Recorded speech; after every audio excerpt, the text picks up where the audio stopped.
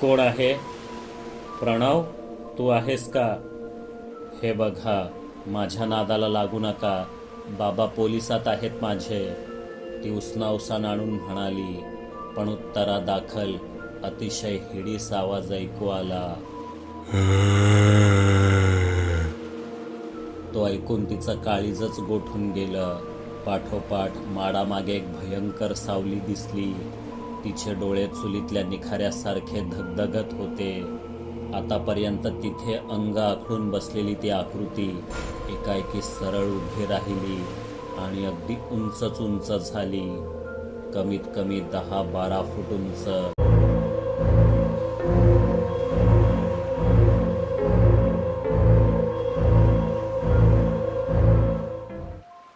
डिसेंबर 2022.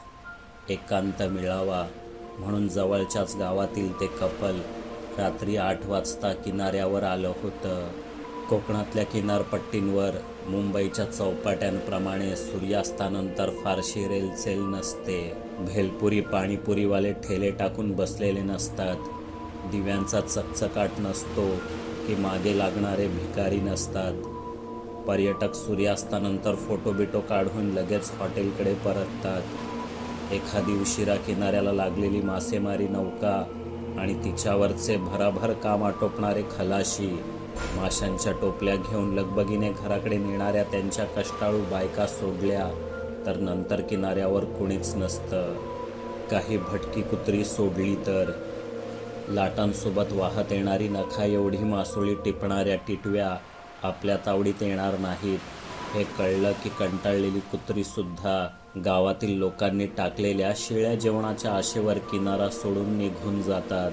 मग किनारा पूर्णपणे निर्मनुष्य, दाट अंधारात हरवलेला आणि भयावह वाटतो. परंतु त्या दोघांना तसाच एकांत हवा होता. तशी गावात त्यांची घरं एकमेकांपासून फार लांब नव्हती, पण तिथे कुठे भेटणं म्हणजे गवगवा झालाच म्हणून समजा. आणि फोनवर कितीही चॅट केलं तरी प्रत्यक्ष भेटण्याची मजाच काही और.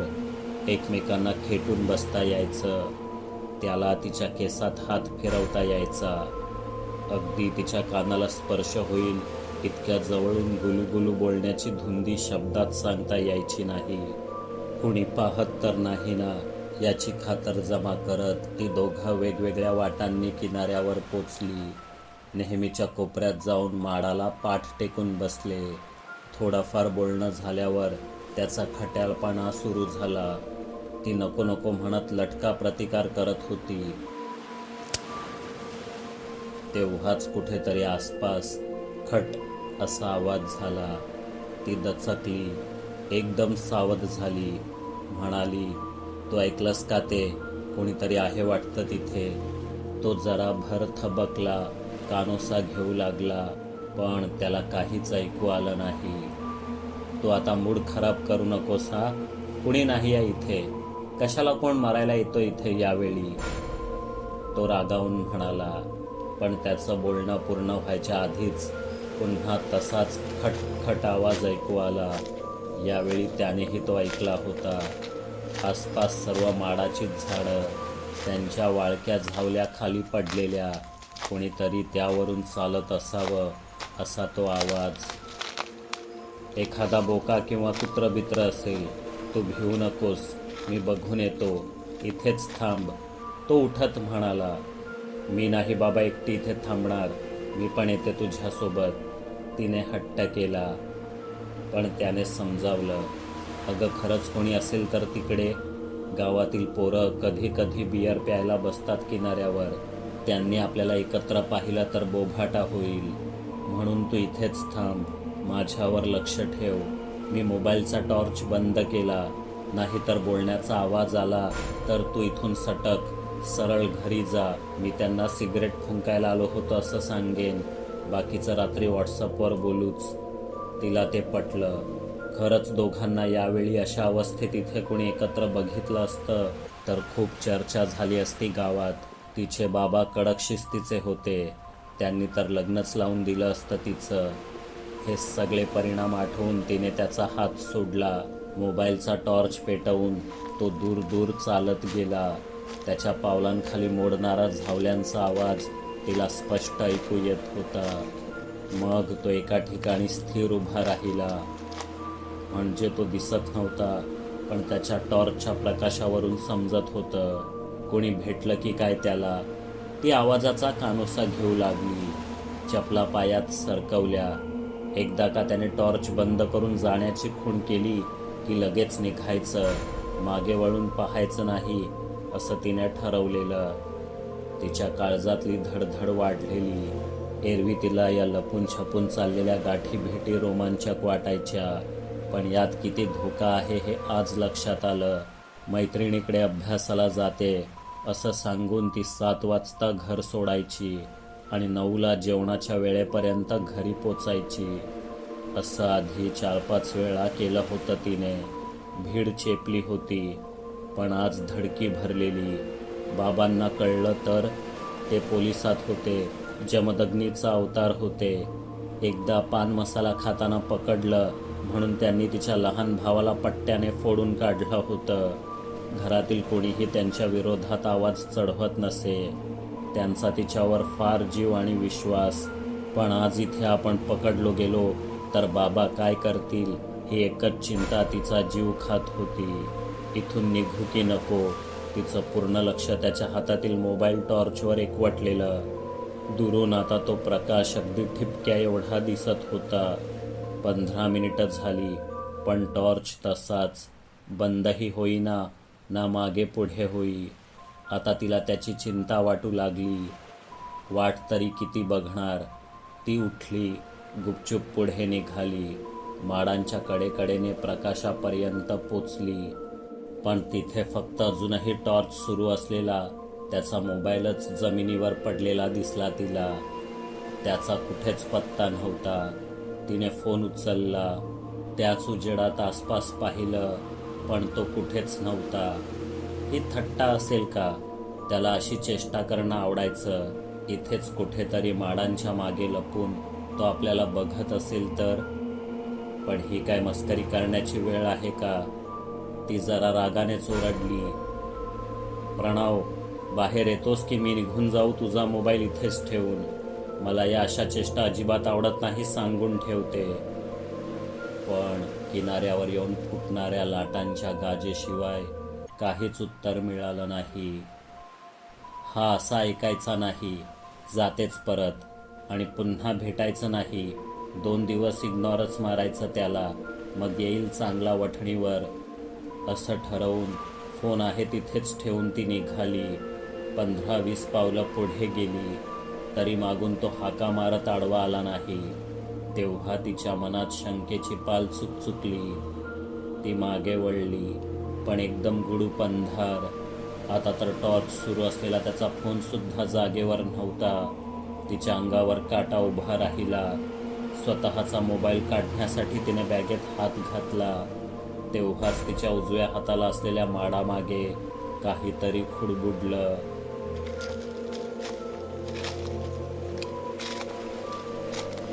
ती एकदम सावध झाली.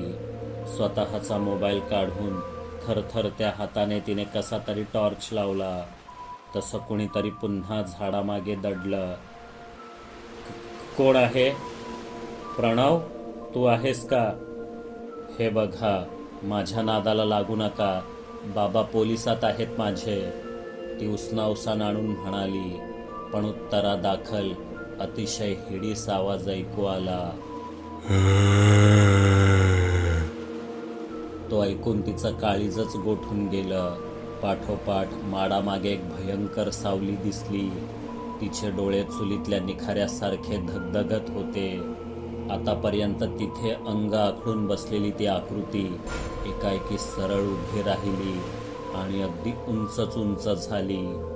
कमीत कमी 10-12 फूट उंच. एवढ्यानं आपण काहीतरी पाशवी अमानवी अनुभवतोय याची तिला खात्री पटली. आज रात्री असं काहीतरी घडेल याची तिने कल्पनासुद्धा केली नव्हती. तिच्या घशात आवंढा अडकला. किंचाळण्यासाठीही तोंड उचकटेना. गरगरल्यासारखं वाटू लागलं. तरीही स्वतःला कसंबसं सावरून ती उलट दिशेला पळाली. तो भयंकर जीव किंवा भूत पिशाच्य जे काही असेल ते सुद्धा तिचा पाठलाग करू लागलं आपल्या 3 पावलांवर.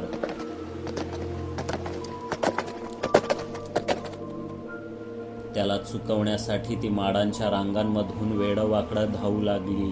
त्याच्या पावलांचा घोड्याच्या टापांसारखा आवाज अधूनमधून हुंकारणं तिला ऐकू येत होतं. अखेर ती गावाकडे जाणाऱ्या पायवाटेवर पोचली. दूरवर दिवे दिसू लागले.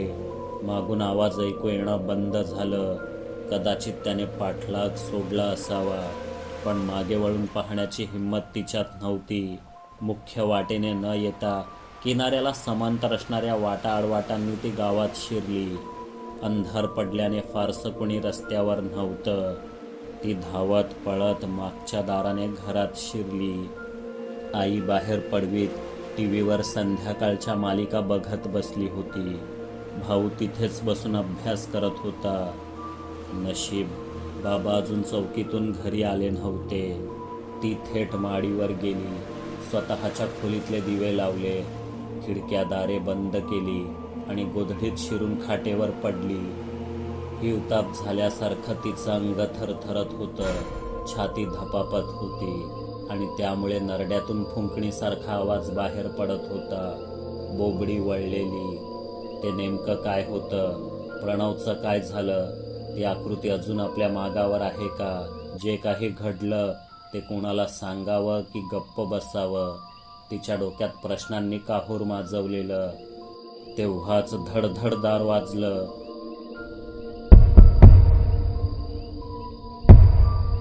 ती केवढ्याने दचकली. धोक्याची चाहूल लागताच कासव जसं हातपाय कवचात ओढून घेतं तसं तिने अधिकच स्वतःला गोधडीत गुरफटून घेतलं. श्वास रोखला, पण लगेचच आईचा आवाज ऐकू आला. धनिष्ठा, आलीस तू? अगं आवाज तरी द्यायचास. चल खाली जेवायला, बाबा आलेत.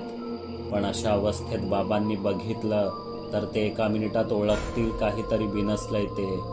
पण अशा अवस्थेत बाबांनी बघितलं तर ते 1 मिनिटात ओळखतील काहीतरी बिनसलंय ते. खोदून खोदून चौकशी करतील. तिच्यात आता आणखी भयाला सामोरं जाण्याची ताकदच उरली नव्हती. म्हणून तिने धीर एकवटून म्हटलं, आई जेवून आले मी स्वरालीकडून. बरं वाटत नाहीये. ताप भरलाय. गोळी घेतलीय. मी झोपते आता. बाबांना सांग. बरं बाई, कर आराम. तुम्ही आजकालच्या पोरींना खूपच नाजूक. आमच्या वेळेला ताप भरला तरी अख्ख्या घराचं सडा सारवण धुणं भांडी स्वयंपाक करायला लागायचा. तुझ्यापेक्षा वयाने लहान होते मी तेव्हाच लग्न झालं. मला कोणी शिकवलं असतं ना तर कलेक्टर झाले असते मी. नेहमीचं रडगाणं गात आई पायऱ्या उतरून खाली गेली. 10 वाजेपर्यंत सगळं काम आटोपलं. घरातील सगळे झोपले. अख्खा गाव चिडीचूप झाला. पण धनिष्ठाला झोप येईना. प्रणवचं काय झालं? अचानक तो कुठे गायब झाला आणि त्याचा मोबाईल, तो तर तिच्या नजरेदेखत दृश्य झाला. अचानक तिला काहीतरी सुचलं. आपल्यासारखाच प्रणवसुद्धा त्या पिशाच्याला घाबरून पळाला असेल तर? आणि त्याचा मोबाईल तिथेच राहिला. आता तो तिथे किनाऱ्यावर आपल्याला शोधत असेल. मोबाईल त्यालाच सापडला असेल. हे लक्षात येताच ती गोधडीच्या सुरक्षित कोशातून बाहेर पडली. पळताना बॅगेत ठेवलेला स्वतःचा मोबाईल बाहेर काढला आणि प्रणवचा नंबर डायल केला. रिंग जात होती, पण तो फोन उचलेना. अजूनही फोन तिथेच माडांच्या बनात कुठेतरी पडला असेल. कदाचित रिंगचा आवाज ऐकून किंवा स्क्रीनचा उजेड पाहून तो प्रणवला सापडेल अशी वेडी आशा ठेवून ती पुन्हा पुन्हा फोन करत राहिली. आणि 13व्या वेळेला तो उचलला गेला. हाय प्रणव, तू आहेस का? बरा आहेस ना? लवकर पळ तिथून. तिथे काहीतरी आहे. ती श्वासही न घेता पटापट म्हणाली. पण उत्तरादाखल जो आवाज ऐकू आला तो प्रणवचा नव्हता. आधी एक जड भारी श्वास आणि मागोमाग तसंच पाशवी गुरगुरणं.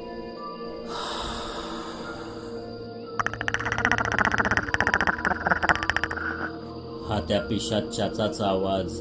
विजेचा झटका लागल्याप्रमाणे तिने फोन कोपऱ्यात फेकून दिला आणि भीती अनावर होऊन हमसाहमशी रडू लागली. पुढचे 2 दिवस तिने तापातच काढले. ग्लानीत नेमकं काय चाललंय ते कळेना. 3ऱ्या दिवशी ती जरा भानावर आली. तेव्हा शेजारच्या काकू आणि आईचं बोलणं तिच्या कानावर पडलं. वडखळकरांचा प्रणव मागच्या 2 दिवसांपासून बेपत्ता होता. पूर्ण गावात खळबळ माजली होती. पोलीस तक्रार सुद्धा झालेली. एका क्षणासाठी खरं काय ते सांगावं अशी इच्छा धनिष्ठाला झाली, पण त्यामुळे तिचं आणि प्रणवचं प्रकरण सर्वांना कळेल. बाबांचा कोप होईल. कॉलेजातून नाव काढतील. कुणाशीही लग्न लावून देतील. आयुष्य बर्बाद होईल. नाही, ती याबद्दल कुणाला सांगूच शकत नव्हती, पण प्रणवची काळजी तिला गप्प बसू देईना. 2ऱ्या दिवशी थोडं बरं वाटू लागल्यावर सकाळ सकाळी जरा पाय मोकळे करून येते असं सांगून ती भावासोबत किनाऱ्यावर आली.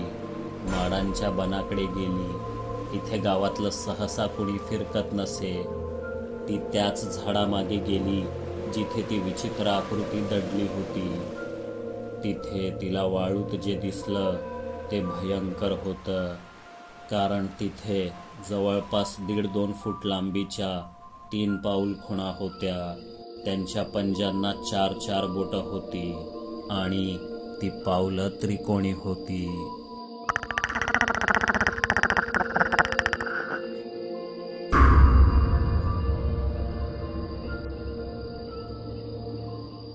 सुपर थँक्स बटनाचा वापर करून तुम्ही आमच्यावरील प्रेम व्यक्त करू शकता. कथा आवडली असेल तर लाईक, शेअर आणि सबस्क्राईब करायला विसरू नका. लवकरच पुन्हा भेटू. तोपर्यंत पाहत रहा आपली दुनियादारी आणि स्वतःची काळजी घ्या. जय हिंद, जय महाराष्ट्र.